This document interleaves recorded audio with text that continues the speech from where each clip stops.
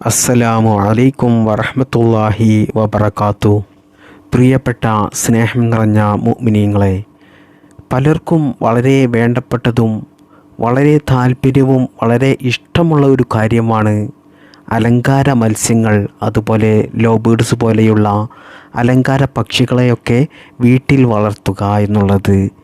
അതുപോലെ പൂച്ചയെ, പ്രാവിനെ, ഇങ്ങനെയുള്ള പക്ഷികളെയും ജീവികളെയും മത്സ്യത്തെയും ഒക്കെ പലരും വീട്ടിൽ വളർത്തുന്നവരാണ്.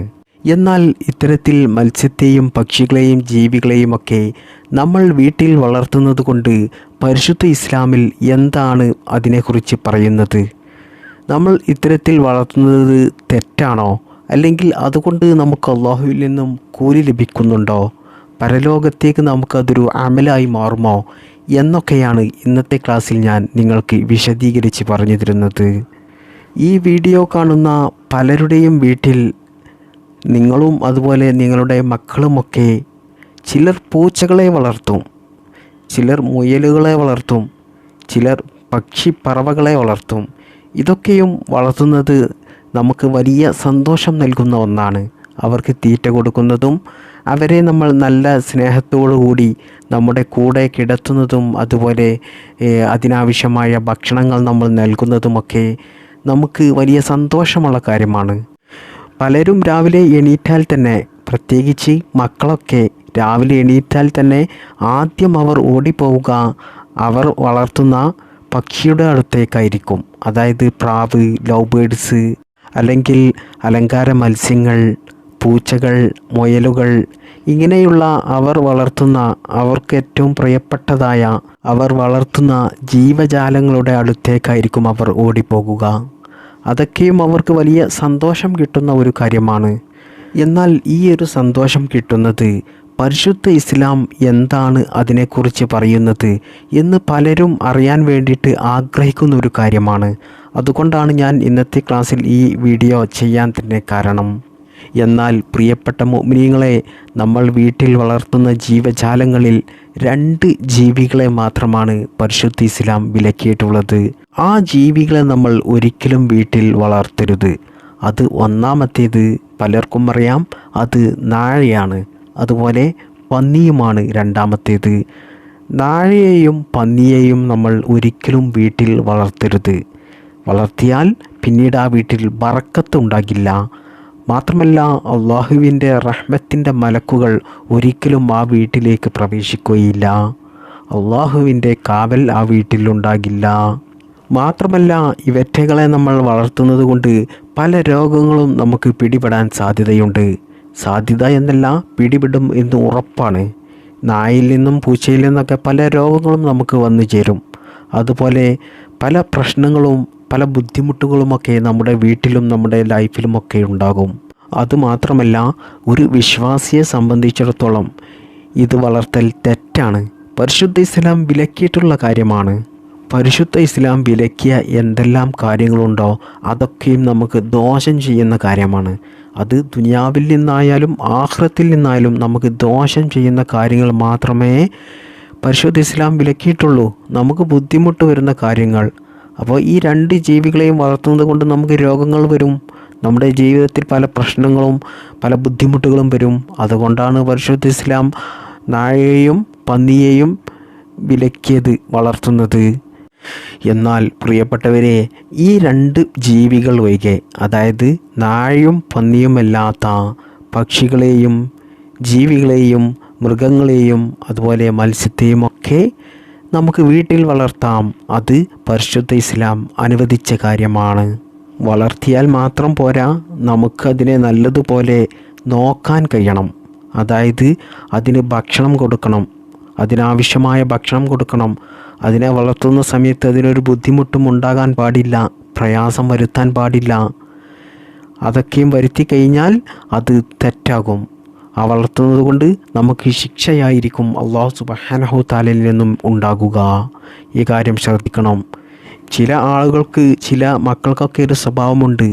അതായത് അലങ്കാര മത്സ്യങ്ങൾ, അതുപോലെ നല്ല അലങ്കാര പക്ഷികൾ, മുയലുകൾ, അലങ്കാര പൂച്ചകൾ, ഇവയൊക്കെ അവർക്ക് അവർ വാങ്ങിച്ച സമയത്തോ അല്ലെങ്കിൽ ആരെങ്കിലും അവർക്ക് കൊടുത്ത സമയത്തൊക്കെ അവർ ഒരു ആഴ്ചയോ അല്ലെങ്കിൽ ഒരു 2 ആഴ്ചയോ ഒക്കെ നല്ലതുപോലെ നോക്കും. നല്ല ഭക്ഷണം കൊടുക്കും, വെള്ളം കൊടുക്കും, എല്ലാം കൊടുത്ത് അതിനാവശ്യമായ എല്ലാ കാര്യങ്ങളും ചെയ്തു കൊടുക്കും.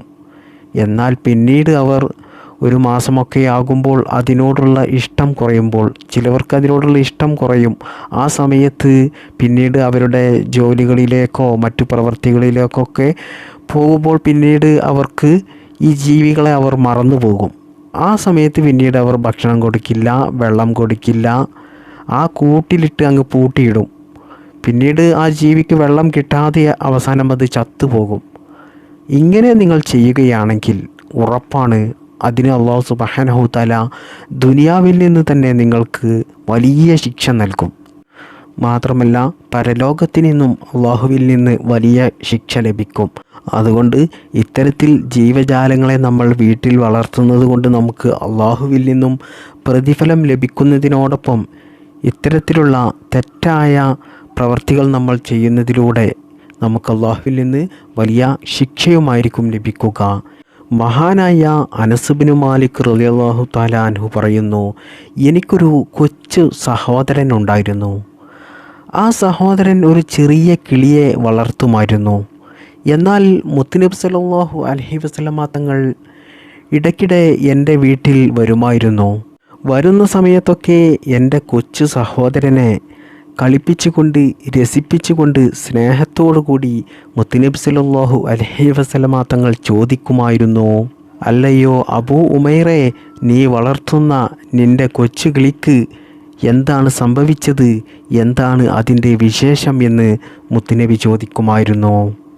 അങ്ങനെ ഒരിക്കൽ ആ വളർത്തുന്ന ആ ചെറിയ കിളി മരണപ്പെട്ടു പോയി.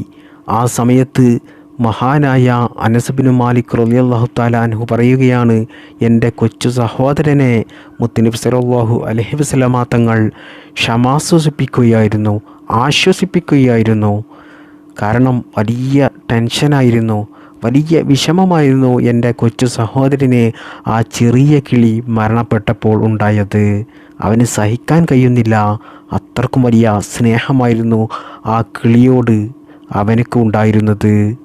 മഹാനായ ഇബ്നു ഹജർ റഹ്മത്തുള്ളാഹി അലൈഹി ഈ ഹദീസിനെ വിശദീകരിച്ചുകൊണ്ട് ഫത്ഹുൽ ബാരിയിൽ രേഖപ്പെടുത്തിയിട്ടുണ്ട്, പക്ഷിപ്പറവകളെ അതിൻ്റെ കൂട്ടിൽ വളർത്താം എന്ന്, അത് അനുവദനീയമാണ് എന്ന് ഈ ഹദീസിലൂടെ തെളിവാണ് എന്ന്. പ്രമുഖനായ സ്വഹാബി വര്യൻ അബൂ ഹുറൈറ റളിയല്ലാഹു തആല അൻഹു, എന്താണ് ഈ പേരിൻ്റെ അർത്ഥം വരുന്നത്? പൂച്ചയുടെ പിതാവ് എന്നാണ്. എന്തുകൊണ്ടാണ് അദ്ദേഹത്തിന് ഈ പേര് വരാൻ കാരണം എന്നറിയുമോ? അദ്ദേഹത്തിന് ഒരു ചെറിയ വളർത്തു പൂച്ചക്കുട്ടി ഉണ്ടായിരുന്നു.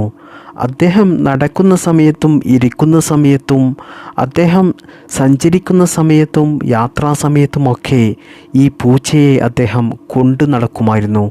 ഈ പൂച്ചക്കുട്ടിയോട് വലിയ സ്നേഹമായിരുന്നു, വലിയ ഇഷ്ടമായിരുന്നു. അതുകൊണ്ട് തന്നെ അദ്ദേഹത്തിൻ്റെ ഷർട്ടിന് പൂച്ചയ്ക്ക് വേണ്ടിയിട്ട് ഒരു പോക്കറ്റ് അടിച്ച് ആ പോക്കറ്റിലായിരുന്നു ഈ പൂച്ചയെ ഇട്ടിരുന്നത്. അങ്ങനെ അദ്ദേഹം പോകുന്ന സ്ഥലങ്ങളിലൊക്കെ ഈ പൂച്ചക്കുട്ടിയെ കൊണ്ടു നടക്കുമായിരുന്നു. അതുകൊണ്ടാണ് അദ്ദേഹത്തെ ആളുകൾ അബൂ ഹുറൈറ എന്ന പേര് വിളിച്ചത്, അതായത് പൂച്ചയുടെ പിതാവ് എന്ന്. പൂച്ചയെ സ്നേഹിക്കുകയും പൂച്ചയെ ഇഷ്ടപ്പെടുകയും ലാളിക്കുകയും എല്ലാ സ്ഥലത്തും കൊണ്ടു നടക്കുകയും ചെയ്യുന്നത് കൊണ്ടാണ് ആളുകൾ അബൂ ഹുറൈറ എന്നുള്ള ആ നാമം, ആ അപരനാമം അദ്ദേഹത്തിനിട്ടത്. മുത്തുനബി സല്ലല്ലാഹു അലൈഹി വസല്ലമ തങ്ങൾ ഒരിക്കൽ അരുളി, എന്താണ്? പൂച്ച കാരണം ഒരു സ്ത്രീ നരകത്തിൽ കടക്കുകയുണ്ടായി. അതായത് ഒരു സ്ത്രീ അവരുടെ വീട്ടിൽ ഒരു പൂച്ചയെ വളർത്തുന്നുണ്ടായിരുന്നു. ആ പൂച്ചയ്ക്ക് തുടക്കത്തിലൊക്കെ നല്ലതുപോലെ ഭക്ഷണവും അതുപോലെ വെള്ളവുമൊക്കെ കൊടുത്തിരുന്നു. എന്നാൽ പിന്നീട് ദിവസങ്ങൾ കഴിയുന്നോറും ഭക്ഷണവും വെള്ളവുമൊക്കെ കൊടുക്കുന്നത് കുറഞ്ഞു തുടങ്ങി. അങ്ങനെ ആ പൂച്ചയോടുള്ള ഇഷ്ടവും സ്നേഹവുമൊക്കെ ആ സ്ത്രീക്ക് കുറഞ്ഞു തുടങ്ങി. പിന്നീട് പല സമയങ്ങളിലും ആ പൂച്ചയെ മറന്നു പോകാൻ തുടങ്ങി. ഞാൻ വളർത്തുന്ന ഒരു പൂച്ച ഭക്ഷണം കിട്ടാതെ എൻ്റെ വീട്ടിൽ ഒരു കൂട്ടിൽ കഴിയുന്നുണ്ടല്ലോ എന്നുള്ള ചിന്ത പോലും ഇല്ലാതെ വന്നു തുടങ്ങി. മാത്രമല്ല, ആ സ്ത്രീ ആ പൂച്ചയെ കൂട്ടിൽ നിന്നും തുറന്നു വിട്ടതുപോലുമില്ല. തുറന്നു വിട്ടിരുന്നെങ്കിൽ ആ പൂച്ച ചത്തുപോകില്ലായിരുന്നു. ആ പൂച്ചയ്ക്ക് ആവശ്യമായ ഭക്ഷണം അത് തന്നെ തേടുമായിരുന്നു. അങ്ങനെ അവസാനം ആ പൂച്ചയ്ക്ക് വെള്ളവും ഭക്ഷണവും കിട്ടാതെ വിശന്നുകൊണ്ട് ആ കൂട്ടിൽ കിടന്ന് ചത്തുപോവുകയായിരുന്നു. അങ്ങനെയാണ് പൂച്ച കാരണം ആ സ്ത്രീ നരകത്തിൽ പ്രവേശിക്കാൻ കാരണം എന്ന് മുത്തുനബി സല്ലല്ലാഹു അലൈഹി വസല്ലമ തങ്ങൾ പറയുകയാണ്.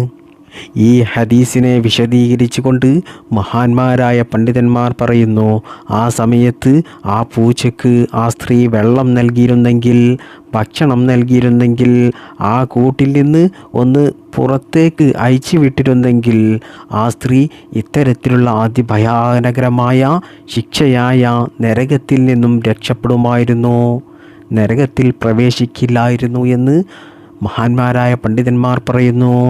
അതുകൊണ്ട് പ്രിയപ്പെട്ട മുഅ്മിനീങ്ങളെ, നാമൊക്കെ വീട്ടിൽ പൂച്ചയെ വളർത്തുന്നവരാണ്, ലവ് ബേഡ്സിനെ വളർത്തുന്നവരാണ്, പ്രാവിനെ വളർത്തുന്നവരാണ്, അലങ്കാര മത്സ്യത്തെ വളർത്തുന്നവരാണ്, മറ്റു മൃഗങ്ങളെ വളർത്തുന്നവരാണ്. എന്നാൽ അതിന് വലിയ പ്രതിഫലം അല്ലാഹു സുബ്ഹാനഹു തആല നമുക്ക് നൽകുന്നുണ്ടെങ്കിലും ആ ജീവജാലങ്ങൾക്കാവശ്യമായ ഭക്ഷണം നമ്മൾ നൽകിയിട്ടില്ലെങ്കിൽ, വെള്ളം നമ്മൾ നൽകിയിട്ടില്ലെങ്കിൽ, അതിനെ നമ്മൾ ഉപദ്രവിച്ചാൽ, പ്രയാസപ്പെടുത്തിയാൽ, അതിന് നമുക്ക് അല്ലാഹു സുബ്ഹാനഹു തആല നൽകുന്നത് ചിലപ്പോൾ നരകമായിരിക്കും. അത്രയ്ക്കും വലിയ ശിക്ഷയായിരിക്കും നമുക്ക് ലഭിക്കുക. നമുക്ക് ഒരു പുറത്ത് കൂലി നമുക്ക് അതുകൊണ്ട് ലഭിക്കുന്നുണ്ടെങ്കിൽ, മറുപുറത്ത് നമുക്ക് വലിയ ശിക്ഷ നമ്മെ കാത്തിരിക്കുന്നുണ്ട്. അതുകൊണ്ട് ആരെങ്കിലും അള്ളാഹുവിൻ്റെ ജീവജാലങ്ങളെ വീട്ടിൽ വളർത്തുന്നുണ്ടെങ്കിൽ അതിനെ നല്ലതുപോലെ നോക്കുക, നല്ലതുപോലെ ശ്രദ്ധിക്കുക. അതിന് കഴിയാത്തവർ ഒരിക്കലും അതിനെ വളർത്തരുത്, അതിനെ കൂട്ടിൽ നിന്നും തുറന്നു വിടുക. എന്നാൽ ഇത്തരത്തിലുള്ള ശിക്ഷയിൽ നിന്നും നമുക്ക് രക്ഷപ്പെടാൻ സാധിക്കും. മുത്തുനബി സല്ലല്ലാഹു അലൈഹി വസല്ലമ തങ്ങൾ പറയുന്നത്, അള്ളാഹുവിൻ്റെ ജീവജാലങ്ങൾക്ക് അതിനാവശ്യമായ വെള്ളവും അതുപോലെ ഭക്ഷണവും മറ്റ് എല്ലാ സൗകര്യങ്ങളും നമ്മൾ ചെയ്തു കൊടുക്കുന്നതിലൂടെ വലിയ പ്രതിഫലമാണ് അള്ളാഹുവിൽ നിന്നും നമുക്ക് ലഭിക്കുന്നത്. ഒരുപാട് മഹാന്മാരായ പണ്ഡിതന്മാരും ഈ വിഷയത്തെക്കുറിച്ചിട്ട് പല കിതാബുകളിലും വ്യക്തമായി സൂചിപ്പിച്ചിട്ടുണ്ട്. അതുകൊണ്ട് അലങ്കാര മത്സ്യത്തെയും അലങ്കാര പക്ഷികളെയും അലങ്കാര ജീവജാലങ്ങളെയും നിങ്ങളുടെ മക്കളുടെ സന്തോഷത്തിന് വേണ്ടിയിട്ട് നിങ്ങൾക്ക് വീട്ടിൽ വളർത്താം. എന്നാൽ നിങ്ങൾക്ക് ഒരു ലക്ഷ്യമുണ്ടായിരിക്കണം, ഒരു ബോധമുണ്ടായിരിക്കണം. അത് അള്ളാഹുവിൻ്റെ ജീവജാലങ്ങളാണ്, അതിനെ പ്രയാസപ്പെടുത്താൻ പാടില്ല. അതിനാവശ്യമായ ഭക്ഷണവും പാനീയവും നമ്മൾ നൽകണം എന്നുള്ളൊരു ചിന്തയും വേണം, അത് നിങ്ങൾ നൽകുകയും വേണം. എന്നാൽ അതിന് അള്ളാഹുവിൽ നിന്ന് നിങ്ങൾക്ക് വലിയ പ്രതിഫലം ലഭിക്കുന്നതാണ്. അള്ളാഹു സുബ്ഹാനഹു തആല ജീവികളെ സ്നേഹിക്കാൻ ലോകത്തെ പഠിപ്പിച്ച, ഈ ലോകത്തിന് ജീവകാരുണ്യം പഠിപ്പിച്ച പരിശുദ്ധമായ ദീൻ ഇസ്ലാമിനെ യഥാർത്ഥ രൂപത്തിൽ പഠിക്കുവാനും മനസ്സിലാക്കുവാനും അത് ജീവിതത്തിൽ പകർത്തുവാനും അത് ഈ ലോകത്തിന് പകർന്നു കൊടുക്കുവാനും അള്ളാഹു സുബ്ഹാനഹു തആല തൗഫീഖ് നൽകി അനുഗ്രഹിക്കുമാറാകട്ടെ. ആമീൻ യാ റബ്ബൽ ആലമീൻ. അസ്സലാമു അലൈക്കും വറഹ്മത്തുള്ളാഹി വബറകാതുഹു.